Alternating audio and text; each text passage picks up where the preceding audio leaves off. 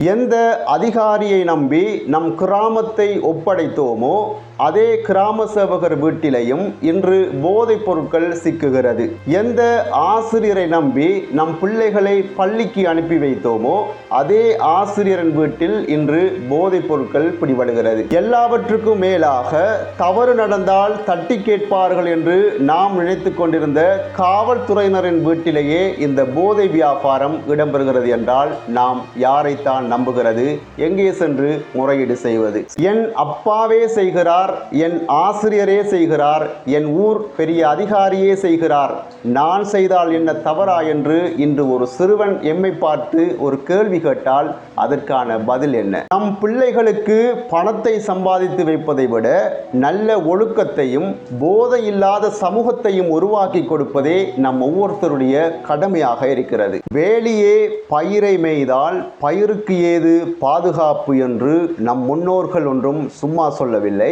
இப்பொழுது அந்த பழமொழிகள் நம் கண்முன்னே நிஜமாகி வருவதை காணக்கூடியதாக இருக்கிறது. சீரழிந்து வரும் நம் சமூகத்தை நினைக்கின்ற பொழுது தினமும் நாம் பயந்து பயந்து வாழக்கூடிய கட்டாயத்துக்குள் தள்ளப்பட்டிருக்கிறோம். அது ஏன், எதற்காக என்ற விடயங்களை பற்றி தான் இந்த ஒரு காணொளியில் பேச இருக்கிறோம். இது ஒரு முக்கியமான காணொளி.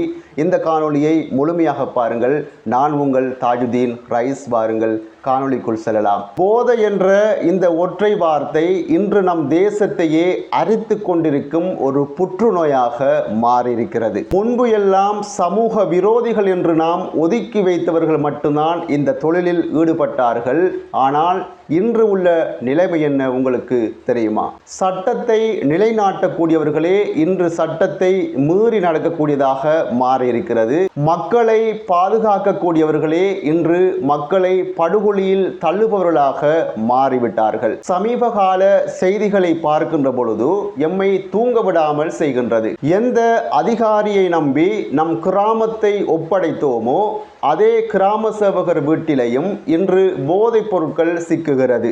எந்த ஆசிரியரை நம்பி நம் பிள்ளைகளை பள்ளிக்கு அனுப்பி வைத்தோமோ அதே ஆசிரியரின் வீட்டில் இன்று போதைப் பொருட்கள் பிடிபடுகிறது. எல்லாவற்றுக்கும் மேலாக தவறு நடந்தால் தட்டி கேட்பார்கள் என்று நாம் நினைத்து கொண்டிருந்த காவல்துறையினரின் வீட்டிலேயே இந்த போதை வியாபாரம் இடம்பெறுகிறது என்றால் நாம் யாரைத்தான் நம்புகிறது? எங்கே சென்று முறையீடு செய்வது? சற்று சிந்தித்து பாருங்கள். வழிகாட்ட வேண்டியவர்களே வழிமாறி சென்றால் அவர்களை பின்தொடரும் எமது எதிர்கால சந்ததிகளின் நிலை என்ன? இன்று பதவியில் இருப்பவர்களும் பெரியவர்களும் செய்யும் தவறுகளைத்தான் நாளைய சமுதாயம் பாடமாக படிக்கிறது. என் அப்பாவே செய்கிறார், என் ஆசிரியரே செய்கிறார், என் ஊர் பெரிய அதிகாரியே செய்கிறார், நான் செய்தால் என்ன தவறா என்று இன்று ஒரு சிறுவன் எம்மை பார்த்து ஒரு கேள்வி கேட்டால் அதற்கான பதில் என்ன? இவர்கள் செய்யும் இந்த துரோகம் இவர்களோடு முடிந்து விடுவதில்லை. இது நம் அடுத்த தலைமுறையையும் போதைக்கு அடிமையாக்கி ஒரு இருண்ட எதிர்காலத்துக்குள் தள்ளிவிடும். முன்னோர்களின் செயல்களை பின்பற்றுவதுதானே நம் சந்ததியினரின் வழக்கம்.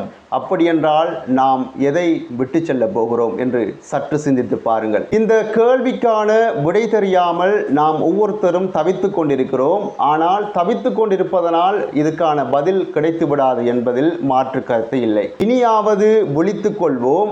அரச அதிகாரியோ அல்லது நம் உறவினரோ அல்லது பெரிய தனவந்தரோ யாராக இருந்தாலும் போதைப் பொருள் வியாபாரத்தில் ஈடுபட்டால் அவர்களை நம் சமூகத்தில் இருந்து புறக்கணிப்போம். துணிந்து அதிகாரிகளுக்கு நாம் தகவல் கொடுப்போம். நம் பிள்ளைகளுக்கு பணத்தை சம்பாதித்து வைப்பதை விட நல்ல ஒழுக்கத்தையும் போதை இல்லாத சமூகத்தையும் உருவாக்கி கொடுப்பதே நம் ஒவ்வொருத்தருடைய கடமையாக இருக்கிறது. வழி தவறி செல்பவர்களை திருத்த முடியாவிட்டாலும் இனி வரும் சந்ததியாவது நாம் பாதுகாக்க கற்றுக்கொள்வோம். போதை இல்லாத நாட்டை உருவாக்குவோம். இன்றே நாம் உறுதியேற்போம். மாற்றத்தை முதலில் நம்மிலிருந்து தொடங்குவோம். இந்த கருத்துக்கள் உங்களை சிந்திக்க வைத்திருந்தால் இந்த காணொளியை உங்கள் நண்பர்களுக்கும் பகிர மறக்காதீர்கள். விழிப்புணர்வும் நம்மிடமிருந்தே தொடங்கட்டும். இன்னும் ஒரு காணொளியில் உங்கள் அனைவரையும் சந்திக்கும் வரை விடைபெறும் நான் என்று உங்கள் அன்பின் தோழன் தாஜுதீன் ரைஸ். நன்றி.